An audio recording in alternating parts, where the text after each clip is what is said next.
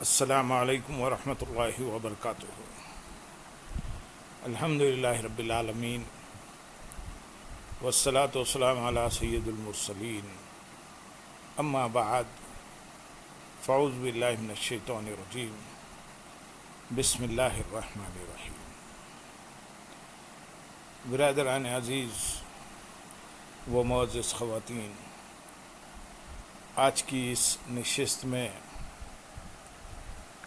سورۃ الاحزاب کی آیت نمبر 36 کا ترجمہ و تفسیر پیش کرنے کی سعادت حاصل کی جائے گی۔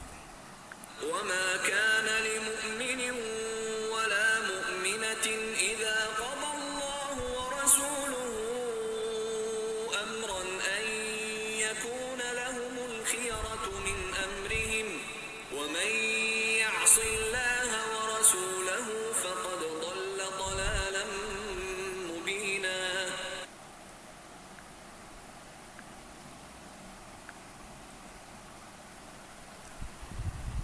اور کسی مسلمان مرد اور عورت کے لیے یہ نہیں ہے کہ جب اللہ اور اس کا رسول کسی بات کا فیصلہ فرما دیں تو انہیں اپنے معاملے کا کچھ اختیار باقی رہے، اور جو اللہ اور اس کے رسول کا حکم نہ مانے تو وہ بے شک سری گمراہی میں بھٹک گیا۔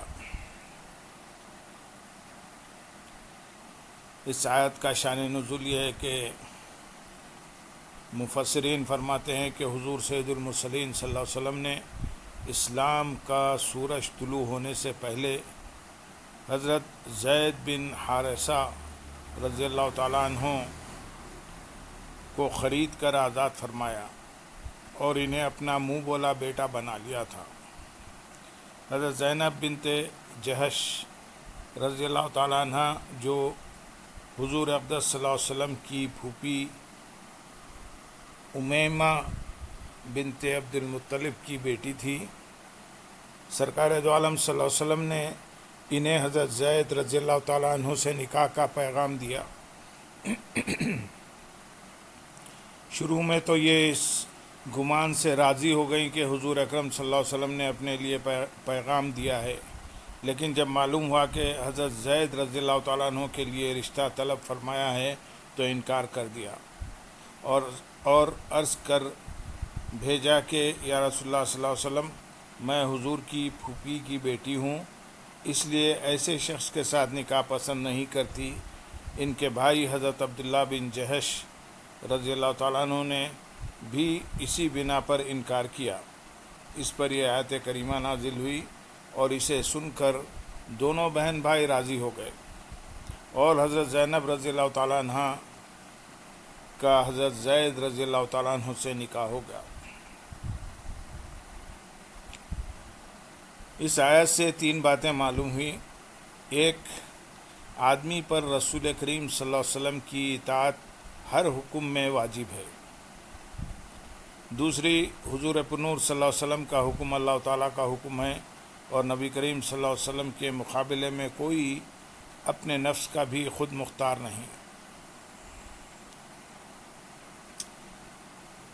حضرت احمد رضا خان رحمۃ اللہ علیہ اس آیت کا شان نزول لکھنے کے بعد فرماتے ہیں، ظاہر ہے کہ کسی عورت پر اللہ تعالیٰ کی طرف سے فرض نہیں کہ فلاں سے نکاح پر خواہی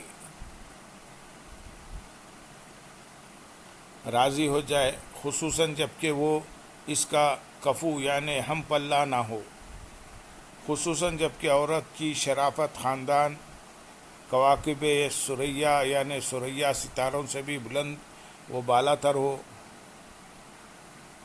بائیں ہم اپنے حبیب صلی اللہ علیہ وسلم کا دیا ہوا پیام نہ ماننے پر رب عز و جل نے وہی الفاظ ارشاد فرمائے جو کسی فرض الہ یعنی اللہ تعالیٰ کے فرض کے ترک پر فرمائے، اللہ تعالیٰ کے ترک پر فرمائے جاتے، اور رسول کے نام پاک کے ساتھ اپنا نام اقدس بھی شامل فرمایا، یعنی رسول جو بات تمہیں فرمائیں وہ اگر ہمارا فرض نہ تھی تو اب ان کے فرمانے سے فرض خطائی ہو گئی۔ مسلمانوں کو اس کے نہ ماننے کا اصلاً اختیار نہ رہا، جو نہ مانے گا سری گمراہ ہو جائے گا۔ دیکھو رسول کے حکم دینے سے کام فرض ہو جاتا ہے، اگرچہ فی نفسہ خدا کا فرض نہ تھا، ایک مباح وہ جائز امر تھا۔ نمبر 3، نبی کریم صلی اللہ علیہ وسلم کے حکم اور آپ کے مشورے میں فرق ہے۔ حکم پر سب کو سر جھکانا پڑے گا اور مشورہ قبول کرنے یا نہ کرنے کا حق ہوگا۔ اسی لیے یہاں جب اللہ وہ رسول کچھ فرما دیں فرمایا گیا، اور دوسری جگہ ارشاد ہوا اور کاموں میں ان سے مشورہ لیتے رہو۔ اس آیت سے یہ بھی معلوم ہوا کہ حضور پرنور صلی اللہ علیہ وسلم اللہ تعالیٰ کی عطا سے شرعی احکام میں خود مختار ہیں۔ آپ جسے جو چاہے حکم دے سکتے ہیں، جس کے لیے جو چیز چاہے جائز یا ناجائز کر سکتے ہیں، اور جسے جس حکم سے چاہے الگ فرما سکتے ہیں۔ کثیر صحیح احادیث میں اس کے شواہد موجود ہیں۔ یہاں ان میں سے ہم 6 احادیث بیان کریں گے۔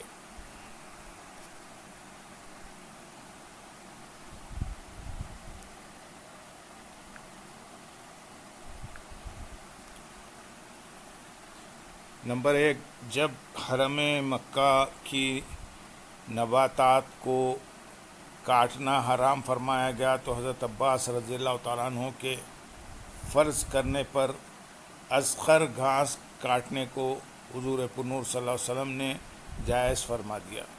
چنانچہ حضرت عبداللہ بن عباس رضی اللہ تعالیٰ عنہ سے روایت ہے، رسول اکرم صلی اللہ علیہ وسلم نے ارشاد فرمایا، اللہ تعالیٰ نے مکہ مکرمہ کو حرام فرمایا ہے، بس یہ مجھ سے پہلے کسی کے لیے حلال نہ ہوا اور نہ کسی کے لیے میرے بعد حلال ہوگا۔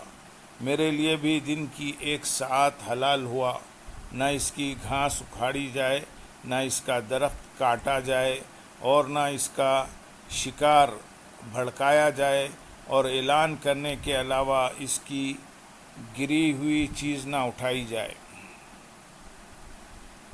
حضرت عباس رضی اللہ تعالیٰ عنہ نے عرض کی، اصغر کے سوا، کیونکہ وہ ہمارے سناروں اور خبروں کے کام آتی ہے۔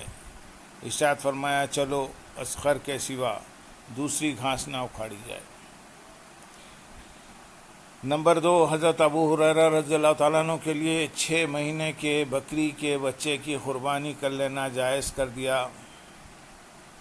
چنانچہ حضرت برا بن عازب رضی اللہ تعالیٰ عنہ فرماتے ہیں، ان کے ماموں حضرت ابو بردہ بن نیار رضی اللہ تعالیٰ عنہ نے نماز عید سے پہلے قربانی کر لی تھی۔ جب انہیں معلوم ہوا یہ کافی نہیں تو عرض کی، یا رسول اللہ صلی اللہ علیہ وسلم، وہ تو میں کر چکا، اب میرے پاس 6 مہینے کا بکری کا بچہ ہے، مگر سال بھر والے سے اچھا ہے۔ ارشاد فرمایا، اس کی جگہ اسے کر دو، اور ہرگز اتنی عمر کی بکری تمہارے بعد دوسروں کی قربانی میں کافی نہ ہوگی۔ نمبر 3، حضرت ام عطیہ رضی اللہ تعالیٰ عنہ کو ایک گھر کے مردے پر بین کر کے رونے کی اجازت دے دی۔ چنانچہ حضرت ام عطیہ رضی اللہ تعالیٰ عنہ فرماتی ہے، جب عورتوں کی بیعت سے متعلق آیت اتری اور اس میں ہر گناہ سے بچنے کی شرط تھی اور مردے پر بین کر کے رونا چیخنا بھی گناہ تھا، میں نے عرض کی، یا رسول اللہ صلی اللہ علیہ وسلم، فلاں گھر والوں کا استثناء فرما دیجیے، کیونکہ انہوں نے زمانے جاہلیت میں میرے ساتھ ہو کر میری ایک میت پر نوحہ کیا تھا، تو مجھے ان کی میت پر نوحے میں ان کا ساتھ دینا ضروری ہے۔ سید عالم صلی اللہ علیہ وسلم نے ارشاد فرمایا، اچھا وہ مستثنیٰ کر دیے۔ نمبر 4، حضرت اسماء بنت عمیس رضی اللہ تعالیٰ عنہ کو وفات کی عدت کے عام حکم سے الگ فرما دیا اور ان کی عدت 4 مہینے 10 دن کی بجائے 3 دن مقرر فرما دی۔ چنانچہ حضرت اسماء بنت عمیس رضی اللہ تعالیٰ عنہ فرماتی ہیں، جب حضرت جعفر رضی اللہ تعالیٰ عنہ شہید ہو گئے تو سید المرسلین صلی اللہ علیہ وسلم نے مجھے حکم دیا تم 3 دن تک سنگار سے رکی رہو، پھر جو چاہو کرو۔ نمبر 5، ایک شخص کے لیے قرآن مجید کی صورت سکھا دینا مہر مقرر فرما دیا۔ چنانچہ حضرت ابو نعمان ازدی رضی اللہ تعالیٰ عنہ فرماتے ہیں، ایک شخص نے ایک عورت کو نکاح کا پیغام دیا۔ سرکار دو عالم صلی اللہ علیہ وسلم نے اسے ارشاد فرمایا مہر دو۔ اس نے عرض کی میرے پاس کچھ نہیں۔ ارشاد فرمایا کیا تجھے قرآن عظیم کی کوئی صورت نہیں آتی؟ وہ صورت سکھانا ہی اس کا مہر کر، اور تیرے بعد یہ مہر کسی اور کو کافی نہیں۔ یاد رہے کہ قرآن مجید کی کوئی صورت سکھانا یا کوئی پارہ زبانی یاد کر کے عورت کو سنا دینا اس کا شرعی مہر نہیں ہو سکتا، اگرچہ عورت اس کا تقاضا کرے، اور اگر عورت کے مطالبے پر شوہر نے ایسا کر دیا تو وہ مہر کی ادائیگی سے بری اس ذمہ نہ ہوگا۔ اگر عقد نکاح میں اس مہر کا تعین نہیں ہوا جو مہر بن سکتی ہے تو شوہر پر مہر مثل دینا لازم ہوگا۔ ہاں، اگر عورت اپنی مرضی سے یوں کہے اگر تم مجھے فلاں پارہ یا صورت یاد کر کے سنا دو تو میرا مہر تجھے معاف ہے، تو یہ جائز ہے۔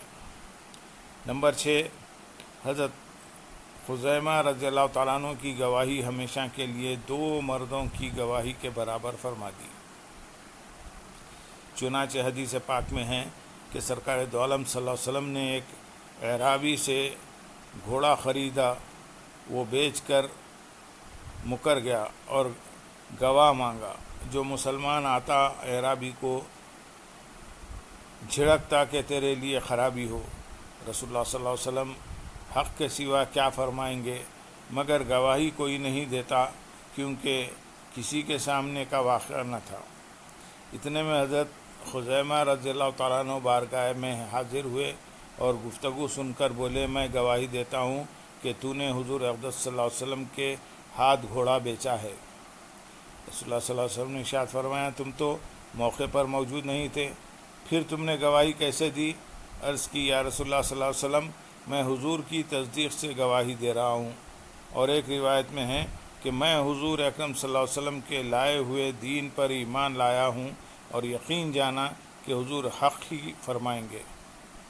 میں آسمان و زمین کی خبروں پر حضور کی تصدیق کرتا ہوں، تو کیا اس اعرابی کے مقابلے میں تصدیق نہ کروں گا؟ اس کے انعام میں حضور اقدس صلی اللہ علیہ وسلم نے ہمیشہ ان کی گواہی 2 مرد کی گواہی کے برابر فرما دی، اور ارشاد فرمایا خزیمہ جس کسی کے نفع خواہ ضرر کی گواہی دے ایک انہی کی گواہی کافی ہے۔